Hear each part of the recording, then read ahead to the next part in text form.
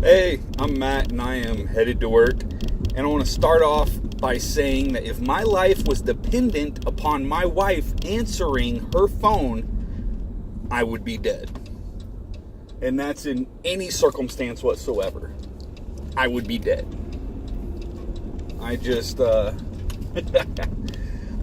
the house and I had grabbed a bottle of water to take my medicine before I left. And of course my wife's talking to me about a bunch of stuff. Always, like, when I'm preoccupied is when she needs to talk about the single most important thing in the world. And so I grabbed the water to take my medicine, go over to where my medicine is, set the bottle of water down, and then she's like, "Are you listening to me?" And of course I repeat what she just said, which she then interrupts me to say, "Well, okay," and she keeps going. And so I turn around, grab my lunch, grab my bag, and walk out. And I get down the street, almost out of the neighborhood, and I'm like, I didn't take my medicine. And I will be in excruciating amounts of pain tonight at work because of the colder temperature if I don't take my medicine. And then, not only that, I have medicine that helps me deal with idiots better. So, yeah. Don't worry, none of it's narcotics. None of it has warning labels like, "Don't do this when you're on this medication." None of it has anything like that. The medication that keeps me from being in excruciating pain is extremely high amounts of Motrin. So, but yeah. So I called her 4 times in a row, and she didn't answer the phone. In fact, not only that, she was in the kitchen. I pull up in front of the house, get inside. Ronnie's like, hi, Daddy, and all this. I run over there, grab my medication while she's in the kitchen, down it, dry, my handful of medication, down it dry, which most of it is vitamins, like a men's one a day, and then some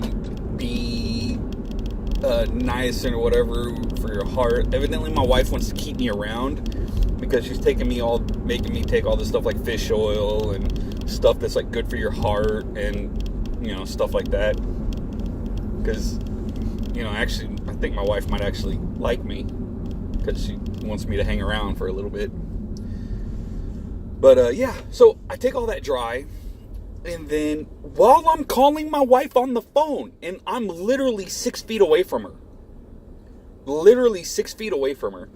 calling her on the phone, and Ronnie's like, Mommy, Daddy's here. And she's like, no, Ronnie, Daddy left. He goes, Mommy, Daddy's here. She then turns around, sees me, and screams. Yeah, but that's not the point of this video. I was going to make this video before that even happened. But this video, I'm going to talk about Christmas and my kids. So, this Christmas it's going to be a pretty sad Christmas. And that's one of the reasons I did not want to skip Thanksgiving like so many people want to do.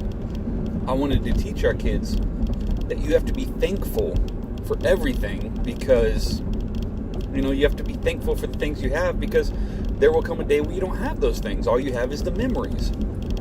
And so make memories every chance you can. That's what I was wanting to teach my kids, is what I want to instill in my kids and my grandkids. Because, what was it? Tuesday. 3 days before Halloween this year, my father-in-law passed away. Angela's dad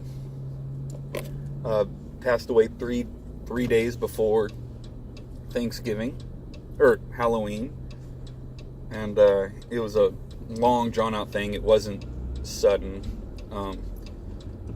but still, it sucks when you lose a loved one.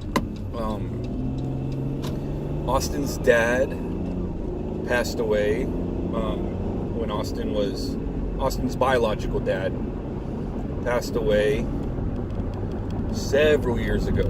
before it, like, I knew Angela, but it was before her and I started dating. It was before her and I started dating. He passed away, and he wasn't in the picture much. I'm not going to get into, reasons, but he wasn't in the picture much, and when he was in the picture, it was not a good picture. So, really, from the time Austin was in school, young, very young, his father figure was his papa. That was the man in his life, was his papa. And I came in later, and Austin was very standoffish, but now he tells me he loves me, and him and I talk about stuff, and he'll open up to me more than he does his mom, which Angela finds weird. But I refer to myself as his dad, even to him. When I signed his cast, I signed it and signed it Dad, and he told his Nana, my mother-in-law, that he really liked it that I refer to myself as his dad. So I don't make him call me Dad or anything like that, but his papa was his major father figure in his life, and him passing was very hard on him. Very hard on him. Very hard on him. And yeah, it was very hard on him. He was just having a hard time. And this Christmas is going to be hard because, it's first Christmas without his papa. And Ronnie, he keeps saying that the only thing he wants from Santa this year for Christmas, and normally he's like, oh, I want this for Christmas, I want this for Christmas, I want this for Christmas, I want this for Christmas. He's the typical young kid. I mean, he just turned 7 in August, and the typical kid is everything they see they want for Christmas. Well, he said the only thing he wants for Christmas from Santa is for his papa to be alive again.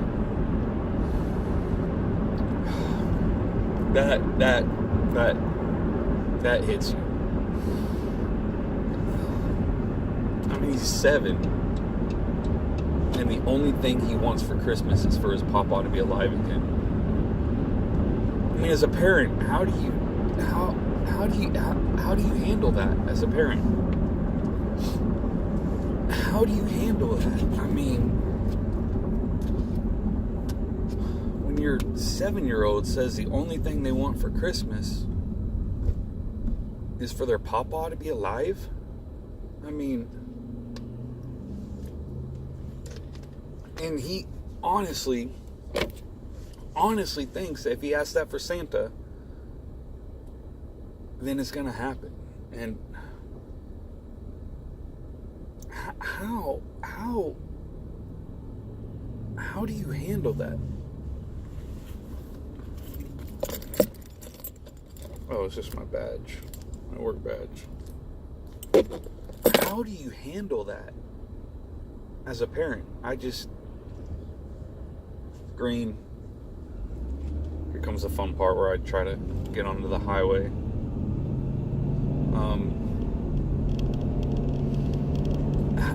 I don't know how to handle that. Like, I'm honestly at a loss for words.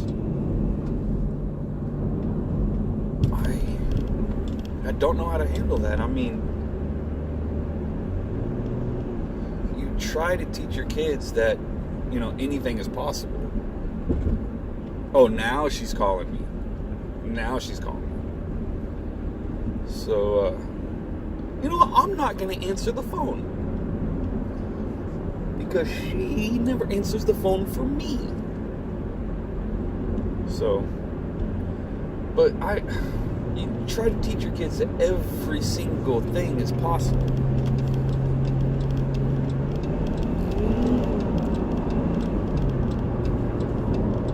did you hear those turbos spool up? Oh, did you hear those turbos spool up? Dang.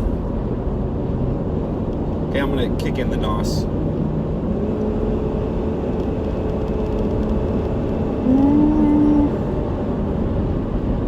Sorry. I joke around about everything. That's how from my past, that's my defense mechanism whenever things get too hard in here and in here. I joke around and bury stuff. So, I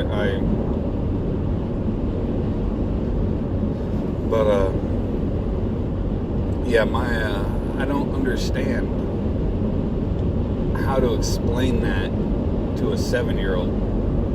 I mean, you try to teach them that everything is possible. All you gotta do is work hard, believe, and be able to put in the work to make it so. And then the one thing they want more than anything else in life, you have to find a way to tell them that that's not possible.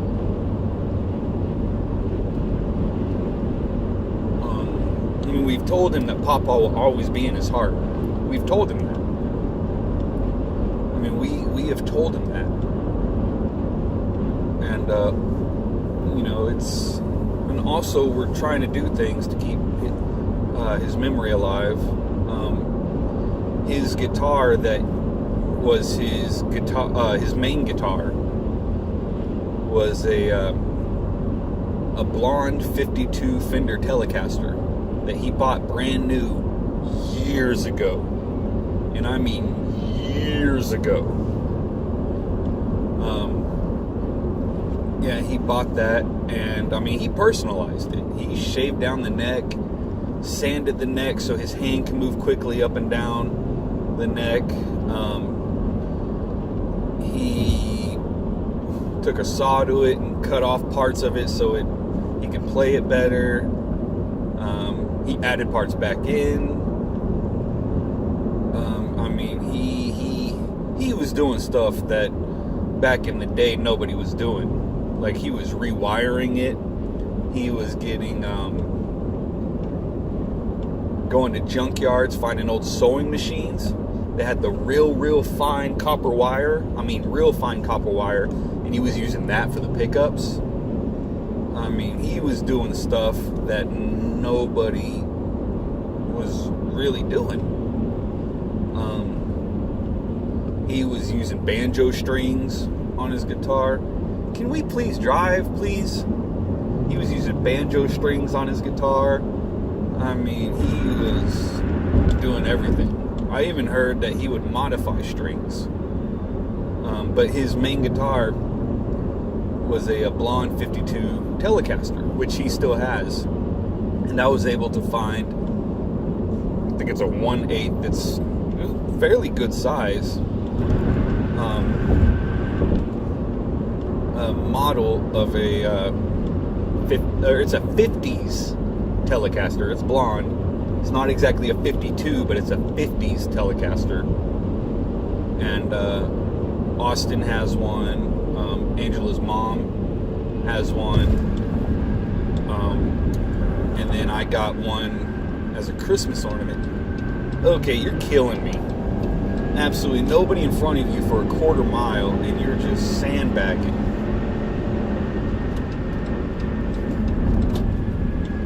And then the second I get around that vehicle, a vehicle in the middle lane decides to hop over. But I got a Christmas ornament, 52 Telecaster, and or a 50s Telecaster. And Angela wrote the date on the back of it and wrote why we have it.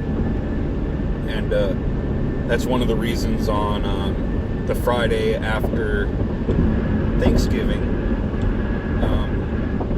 I'm going to start referring to it as Family Friday. As Family Friday, because, when I get older, that's what I want. I want it to be about family. And I want us to put the Christmas tree up and remember stuff like that. And we'll have Christmas ornaments to mark occasions. Like this year, I'm going to get a Christmas ornament to mark Austin's high school graduation. I'm going to write the date on it and the reason why we got it. You know, I'm going to do stuff like that. And every year we put up the, decorate the Christmas tree. Of course, we have several trees, but one tree is going to be, you know, the family tree. Other ones are themed. Right now we have a OU themed tree, an OKC Thunder themed tree, and then we have the one with like the memorable decorations on it, and then we just got 3 off to the side, little bitty trees, like 18-inch trees. And but we're gonna have the family tree, the sentimental tree, and we're gonna have the ornaments like that, and that way we can remember and keep important people and important moments in our lives alive. So that's one thing we're going to try to do. I think there should be a law stating that semis should not just hang out in the left lane. So, because that semi can get out of the left lane, but the vehicles behind it don't have enough room to get out. Okay, now he's going. Now he's going.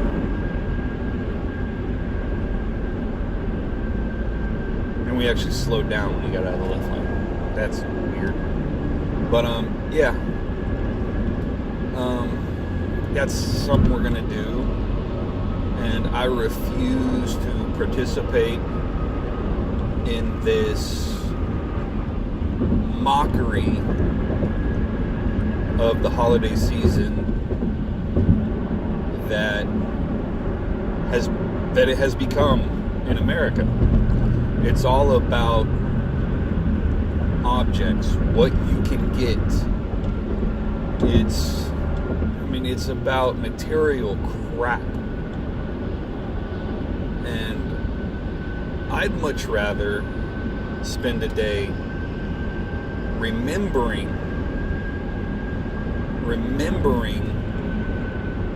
how we got to where we are, remembering the important things, than going out and, you know, trampling an old lady or stepping on a kid or punching someone in the face to get something at a reduced price. I mean, with just a little bit of pre-planning, you can get the stuff cheaper anyways. But, you know, that's not the point. It's not the point that you can get it cheaper at different times of the year. The point is, I'd much rather remember good times than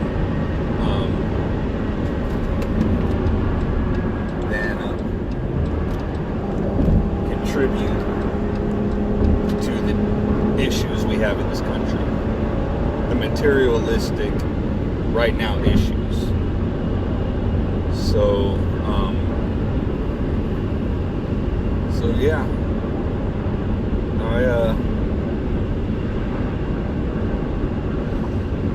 I just this Christmas is going to be hard. Angela, there'll be times where she will, like last night, we decorated the tree yesterday, but she wanted some garland to go around, and also I was doing a thunder tree for the first time this year, and we hardly had any blue ornaments, and so we ran to the Dollar Tree. I did have 3 thunder gnome ornaments,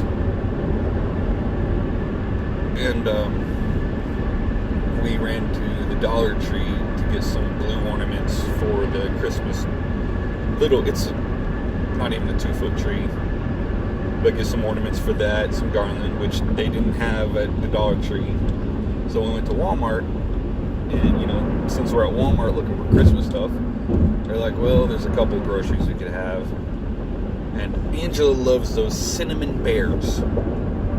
They're basically kind of like Swedish fish, but bears and cinnamon. So she loves those, and we were going down the Christmas aisle, and they had those, the old-timey strawberry candies. They're in the green and red wrapper with the white dots to represent the seeds. And they're wrapped up to look like strawberry. They don't look like strawberries, but you know what I mean. And she kind of teared up because her dad loved those. And when Angela said when she was young, they would sit there and eat those. And so, there are times where, it's her dad. That's the number one man in her life. So yeah, this Christmas is gonna be hard.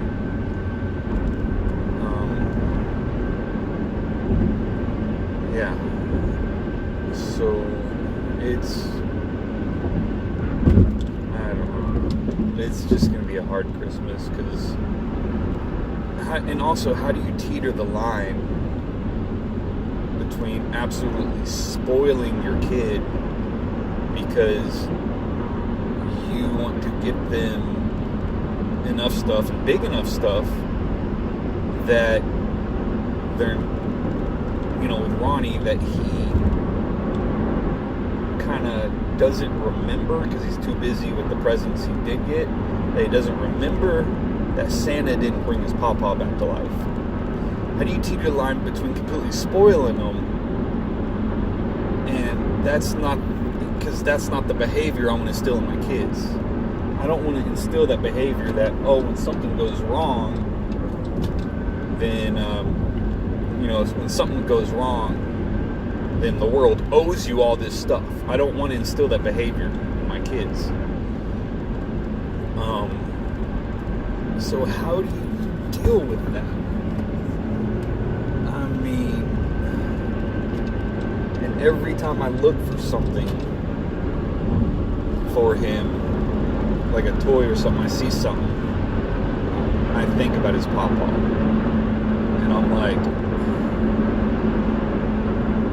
I don't know. But I'm going to go ahead and end this here. Please feel free to comment. And I know there's going to be some people who comment just stupid stuff. Oh well. But hey, I enjoy a good razzing, I enjoy, a good crap talk. But, but feel free to comment and with suggestions. So, but if someone suggests that I slap my son like in previous videos, yeah. Nah, you're an idiot. So, but just, and thank you